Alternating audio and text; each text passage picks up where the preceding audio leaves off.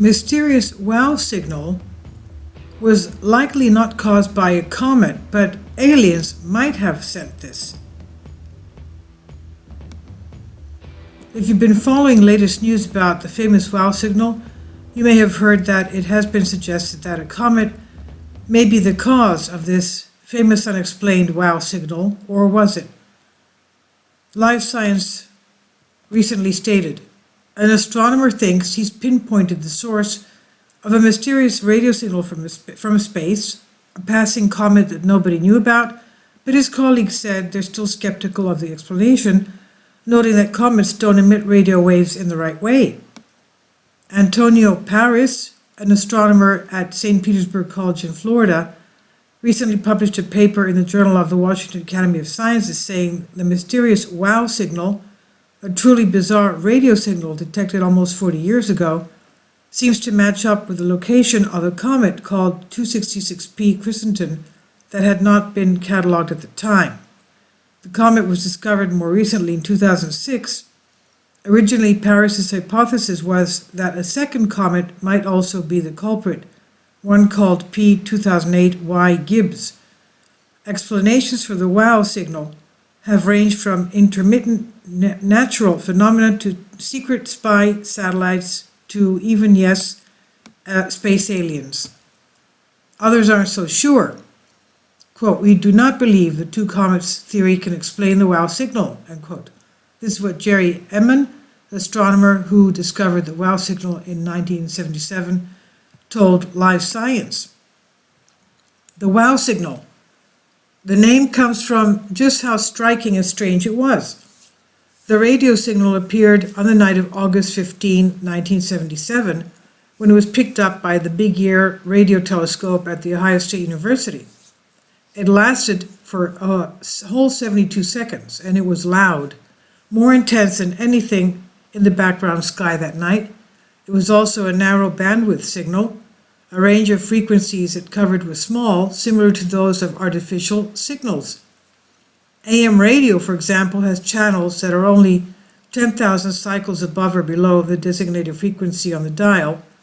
Further, the signal was at a frequency of about 1,420 megahertz, also called the 21 centimeter line. That's the same frequency as radio waves emitted by neutral hydrogen gas in space. It's a region that is relatively free of noise from other objects, and one researcher involved in the search for extraterrestrial intelligence, SETI, that's the short word for it, have been interested in for a long time because it could be used for interstellar transmissions. The signal did not repeat, and subsequent attempts to find it proved fruitless. Eman marked "wow" in red pen on a printout that showed the numbers representing the signal. Back in 1977, the now dismantled Big Ear telescope was looking for alien signals in an early iteration of the search for extraterrestrial intelligence, or SETI. But no one expected to see anything like the wow signal, and the Big Ear telescope heard nothing like it again. Without a repeat signal, it was impossible to tell what it was. Even getting a precise location was not easy because the signal was short-lived. Eman, now retired, told Live Science that beyond a certain distance, it's hard to tell how far away the radio signal is coming from. Comet signature. In his paper, Paris wrote that comets will, under certain conditions, emit radio waves from the gases that surround them as they zoom closer to the sun. According to the study, Comet 266P Christensen was in about the right position on the right day in 1977. Paris first floated the idea in early 2016 and proposed a program of using radio telescopes to listen for the emission of such radio waves. The Comet project had 3 phases. The first phase was the hypothesis, which led to the second phase. Do comets emit 1,420 megahertz signals?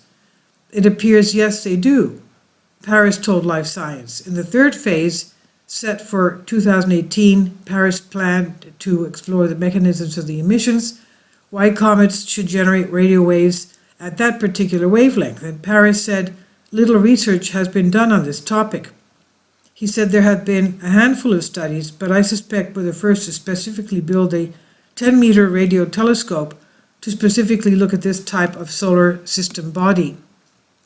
To see if a signal could have come from comets, Paris first used a radio telescope to look at the sky in the region of the WOW signal. With this step, he wanted to see what the background looked like at the relevant frequency. He also checked 2 other comets to be sure that they did in fact emit radio signals at the 1420 MHz frequency and found that yes, they did. Then in January, Paris directed the radio telescope to point to Comet 266p Christensen as it passed through the region of the sky where the WOW signal was sent. Comet 266p Christensen was the orbital period of about 6.65 years, and its apparent location in the sky varied depending on where Earth was. It had its own orbit around the Sun. The comet passed near, but not exactly where the WOW signal was, about 2 degrees north of the WOW signal location. And skepticism abounds. Yet several astronomers, including Emin, think Paris is wrong about the comet. Emin looked at Paris' study with Robert Dixon, who directs the radio observatory at The Ohio State University. The Big Ear was destroyed in 1997. 2 big issues are that the signal did not repeat, and it appeared for such a short time. Emin noted that the Big Ear telescope had 2 feed horns, each of which provides a slightly different field of view for a radio telescope. 5 huge misconceptions about aliens. Quote, we should have seen the source come through twice in about 3 minutes, one response lasting 72 seconds, and a second response for 72 seconds following within about a minute and a half. This is what Emin told Live Science, but he said we didn't see the second one. The only way that can happen, he said, is if the signal was cut off abruptly. A comet would not produce that kind of signal because the gases that surround them cover large, diffuse areas, nor would the comet have escaped from the radio telescope's field of view that fast. But Emin is not convinced it's aliens either.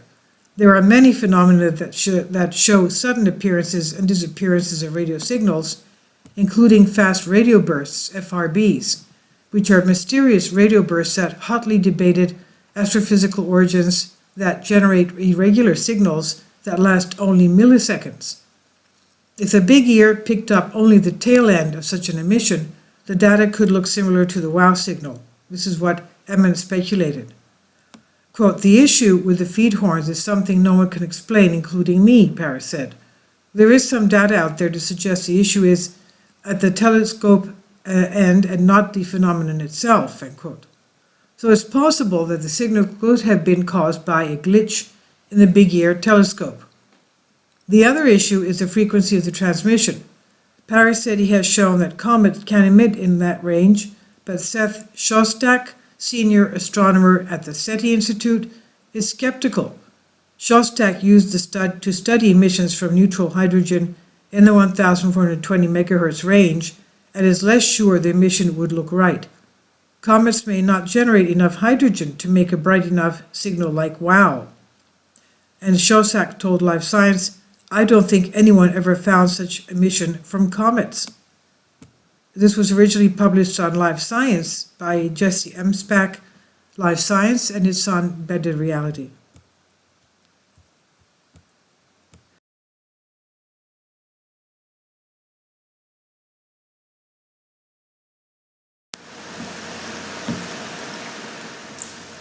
If you'd like to join me on my Patreon account, you will hear content not covered by mainstream media. These riveting stories will be based on my research, and I will state my opinions and give my personal insight on diverse and controversial subjects and world events not covered by mainstream media, and not supported by YouTube guidelines. So whatever I have on my Patreon, most of those will not be on my YouTube channel. Please consider becoming a member today. More of the most significant and important videos will be on my Patreon channel. Your support helps me to continue my research and keeps this YouTube channel alive. and we depend on your support, your generous charity, because we help economically challenged families here in Athens, Greece, in Kapota, and we also help the young generation with university tuition and the community around our church. Thank you.